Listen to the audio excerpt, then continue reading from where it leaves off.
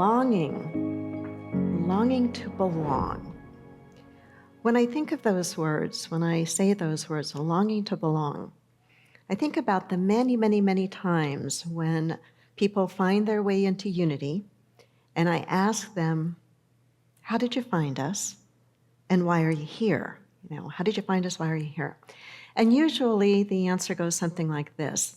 They find us because they're looking for something. They're looking for an answer. They're looking for some sort of spiritual teaching or support, some sort of spiritual practice that is inclusive, that doesn't require that they leave their intellect at in the parking lot.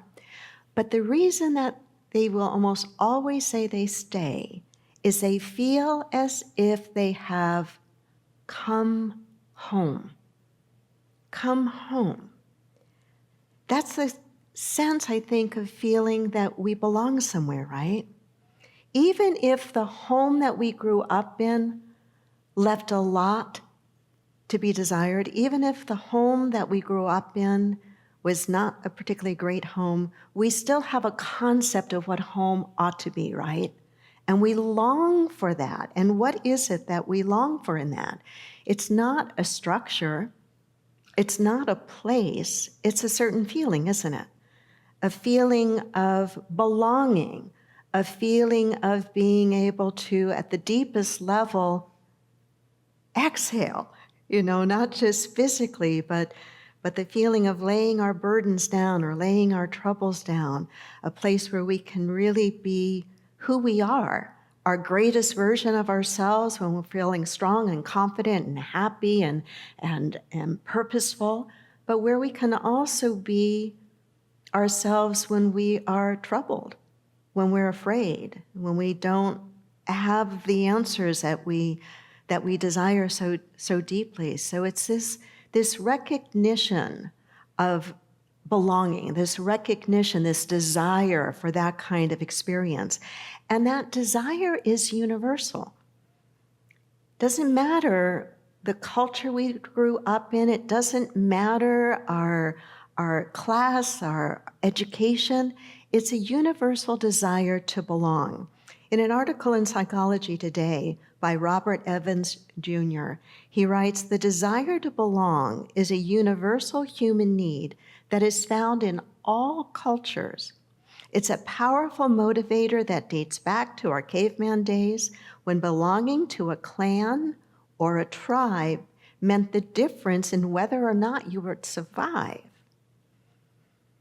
Goes on to say Abraham Maslow and his hierarchy of human needs. How many of you remember learning about that in psychology? A fascinating model, a very helpful model. Abraham Maslow and his hierarchy of human needs places belonging on the third tier. He said that an individual must satisfy his or her physiological and safety needs first before being able to love and belong. So once those basic needs are met, we have the need for longing, the need to belong. But I'd almost say that when we are in the experience of belonging, when we have found, quote, a tribe or our people, our family, our group, if you will, that in itself helps us oftentimes with those physiological and safety needs as well. The longing to belong and be part of a group is hardwired in human nature. And there are some very clear areas and reasons and underpinnings of why that is so. To having psychological and evolutionary perspective on why this longing to belong, this need to belong is present. There's an evolutionary reason or an evolutionary perspective, very clearly survival and procreation. We are better able to survive when we are not doing it all by ourselves. Part of the reason that we are here today is because of this belonging, this clustering, this grouping of our distant ancestors for means of survival, for means of reproduction. It still is easier to raise a child, even today, with others' help, right? With others' help. What's the saying? It takes a village to raise a child. There's a lot of wisdom a lot of wisdom in that. There's the psychological perspective or the psychological underpinnings of this longing to belong, having to do with emotional support. We can figure out a lot of things all on our own, can't we? But some things we just need to be with another that cares about us, that can look at us and see potential and possibility in us, that can look at us and know that we're not the worst mistake that we've ever made, that can love us up. So there's the emotional support aspect of that. There's also the sense of identity and self-esteem that we can experience when we're in our tribe, if you will, when we're in a group where we feel like we belong, that we're part of that. We can draw a sense of our identity from that and see who we are and see who we want to be. There's the whole social and cultural aspects of it. For many of us, we learn about how to be with others through the groups that we are in, what seems to be the norm, what seems to be the better way to be. We often will find a sense of purpose in our group, in our family, if you will. There's a practical perspective to it as well, right? The sharing of resources. I think of when our daughter Jennifer was going to UC Berkeley. She made the choice she wanted to live in a co-op. And we learned so much about just the communal aspect and the fun energy of sharing at just very, very deep levels, sharing all of the resources, sharing all of the work together. So there's a practical aspect of it. And then, of course, if we're paying attention to some of what's coming out of the research done on the brain today, there's a whole neurological aspect of it. There's brain chemistry, social interactions and feelings of belonging, social interactions and feelings of belonging trigger the release of neurotransmitters like oxytocin and dopamine, which promote feelings of happiness and trust and bonding. So it's not just that we're making it up. There's really something going on to it. There's really something going on to it. And the opposite of that is also true, the pain and pleasure response. Research has shown that social rejection activates the same neural pathways as physical pain. Take that in for a moment. Take that in for a moment. Research has shown that social rejection activates the same neural pathways as physical pain, indicating that social connections are integral to our well-being. I had the occasion this week to offer spiritual support and encouragement to one of our members. And this particular member was sharing with me some very deep philosophical questions. And some of those questions were born out of this individual's prior religious upbringing, and that was an upbringing in Jehovah's Witness. And part of our conversation revolved around her experience of leaving that faith. She called it a cult. And there's a reason she called it a cult based on some of the practices and so forth. But some of what she described was the shunning that she experienced having left that faith. I was also reminded of some other conversations I've had with some of you here in the sanctuary, with the same experiences you've had leaving a particular faith that was maybe extremely fundamental, extremely controlling, and you were shunned for having left that. And shunning is an emotional thing, a psychological thing. You're not being physically beaten, but what is being described and researched neurologically is it can feel the same as a physical pain, right? As a physical pain. Belonging, this desire to belong and to be accepted, is absolutely universal. Absolutely universal. And I don't think it changes just because we get older. You know, when we think about We can think about the years of adolescence, right? Where kids, young people are really trying to find who they are, and they can get in all different kinds of groupings to try to figure out who they are and where they fit in and where they belong. And they try on all different kinds of identities, maybe, and styles and ways of being. And that works for a while, and eventually they come to be themselves, whatever that's going to look like for them. But the same is true for us as adults, that we thrive better, we do better when we are connected with one another, when there's that heart connection, that emotional connection, that feeling of I can be me when I'm with you, and you can be you when you're with me. And when I can be me, I can grow, I can explore, I can change, I can try new things. And when I let you be you in that same way, when I create an experience of safety for you where you feel like you belong, then you're free to stretch, you're free to grow. I like to, when I prepare messages, I like to look more broadly on any topic, whether it's the topic I'm sharing with you this morning, this idea of belonging and the universalness of it, not just in psychology, but I like to look further. And I came across an article that was in the New York Times. It was written, I believe, in about 2006.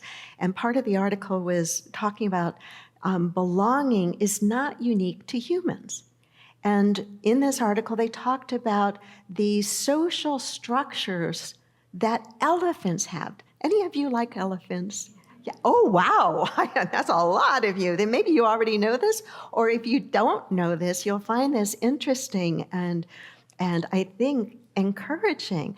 Elephants are very, very social creatures. They form complex social structures and societies. The matriarchs in, I don't know what you call a grouping of elephants, but the matriarch in the grouping of elephants will take the adolescent female elephants and kind of help them understand how to become a woman elephant, a mature elephant.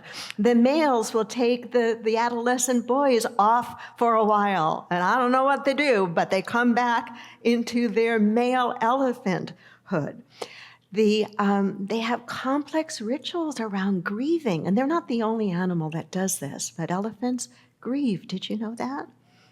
That they grieve, and they have a mourning ritual. And when an elephant in their grouping has died, they will stay with that elephant, that deceased elephant, for a while, taking their trunk over the elephant's tusks in the same way that they would when that creature was alive, as a form of affection. And they've even been known to do the same with a human being. That they will, if they come across a human being that has died, they will take leaves and try to cover that human being up. Sometimes they will come back.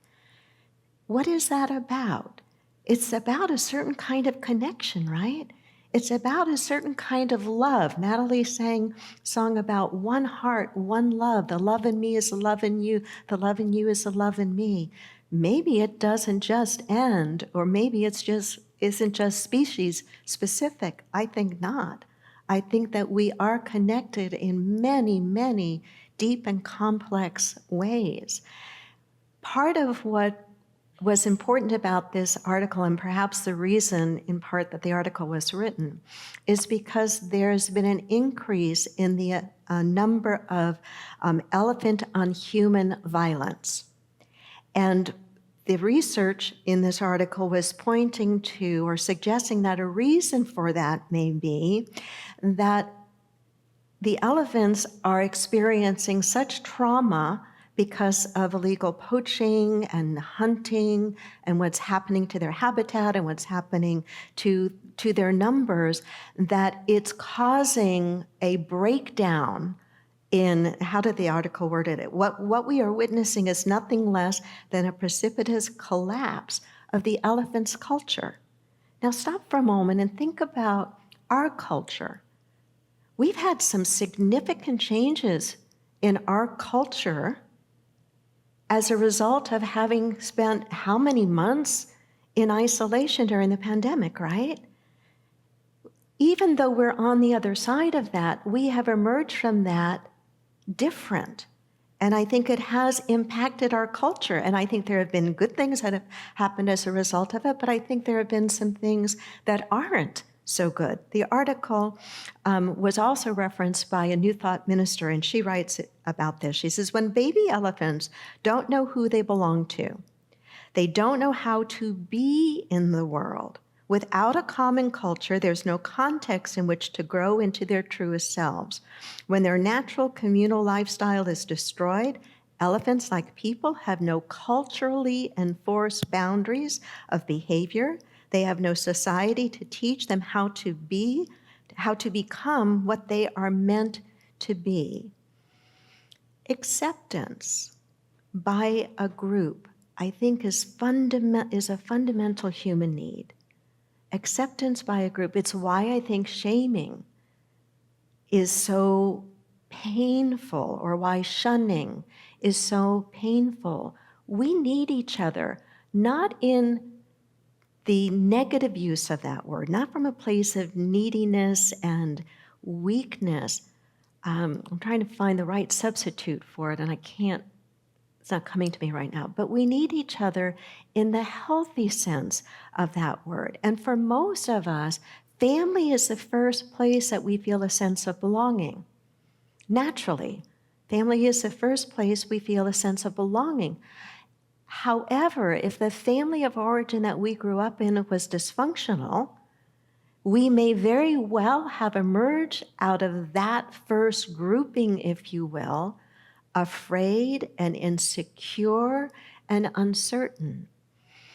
This feeling of acceptance, this feeling of belonging. How many of you remember being a kid in PE classes, or maybe out in your neighborhood playing sports, and group of kids dividing up into teams, picking members for the team? Any of you remember that experience? How many of you were picked first? Okay, I'm not surprised. How many of you were picked somewhere in the middle? How many of you were picked last? How did it feel? Those of you who raised your hand like I did, that you were picked last, do you remember some of that? Yes? And how did it feel? It didn't feel good, right? It didn't feel good. And you know why? Because this feeling of not being included, or this feeling of not being valued, can cut us very, very deeply, right? Not to mention the fact that sometimes kids can be really unkind to each other, right?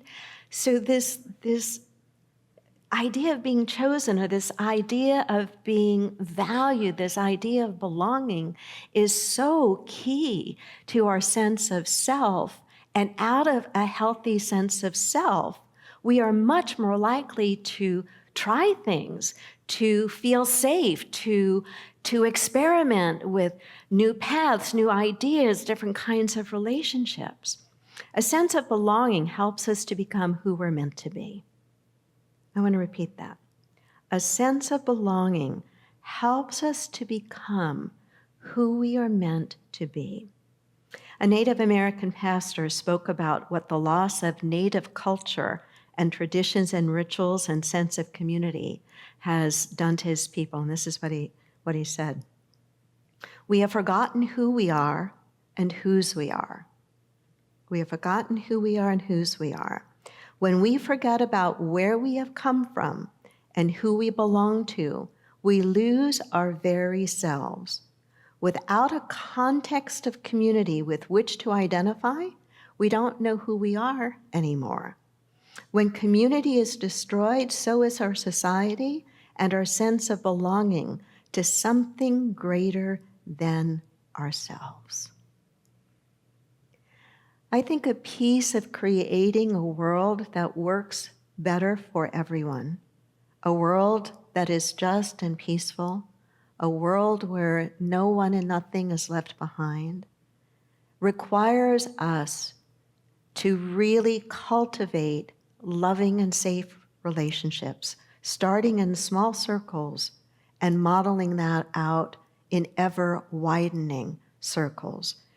The kinds of connections I'm talking about are genuine and deep connections, the kinds that allow you to really be who you are, the kinds of connections that I pray you find here in this community. The very idea of Sangha is to me this idea of community, this idea of rich and deep connections pulled together, if you will, by some common spiritual beliefs and practices and ideals, and the givingness of that back.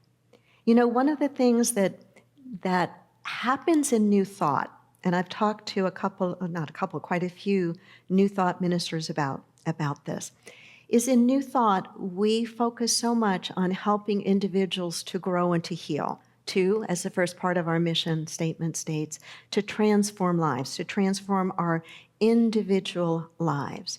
But what often happens is when that happens, when an individual has experienced that breakthrough, that aha, that they're on the other side of whatever it was that might have brought them here in the first place, there's a tendency to look at that and say, it's complete now, and now I can leave. And of course, in New Thought and Unity, people are always free to come, people are always free to go, people are free to leave.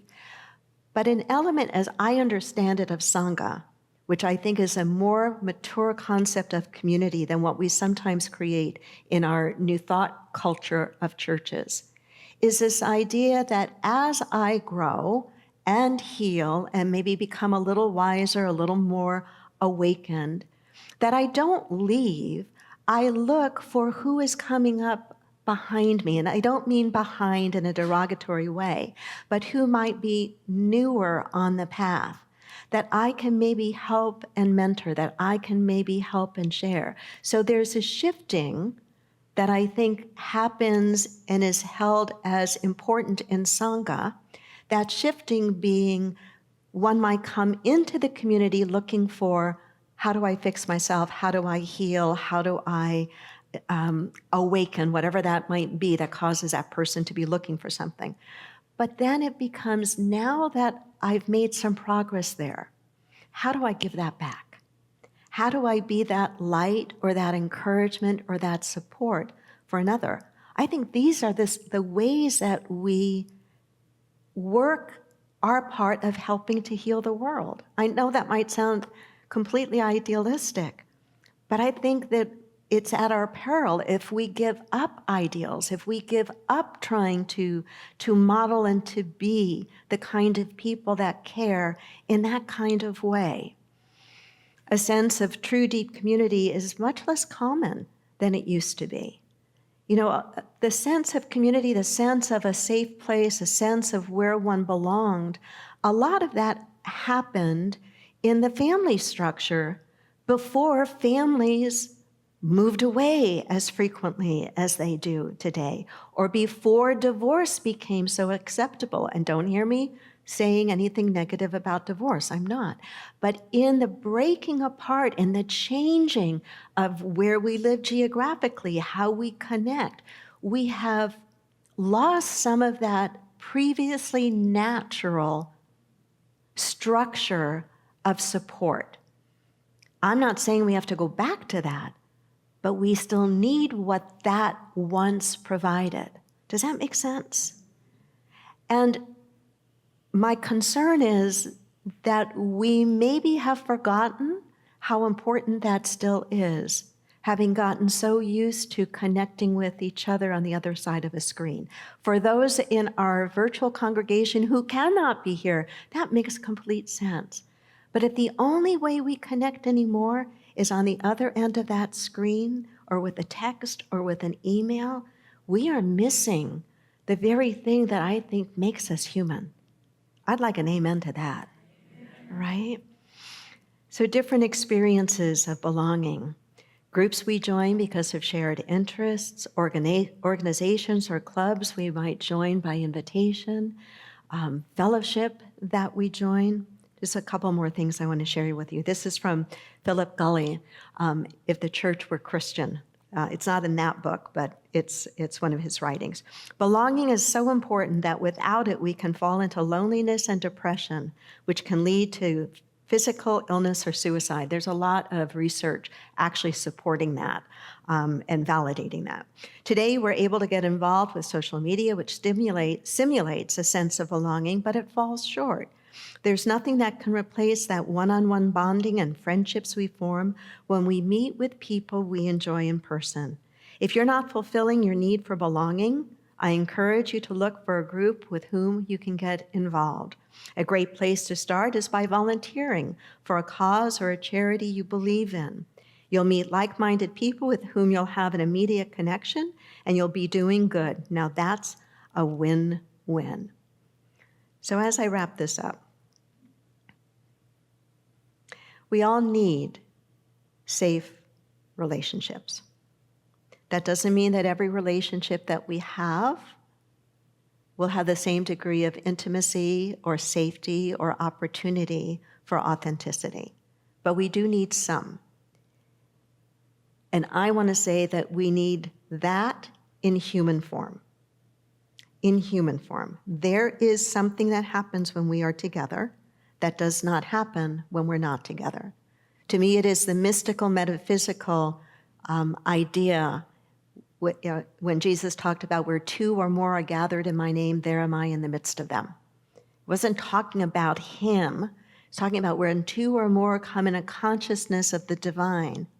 There is something greater in that interaction than when we are apart from each other. So I encourage you to cultivate that for yourself. If you already have that, look around you. Who is lonely? Look around you. Who seems to be on the outside? Can you in some way invite them in? Can you in some way be that safe place for that person? And will you be willing to stay in such a safe place with that person that you can get to see them grow? You can get to see them blossom.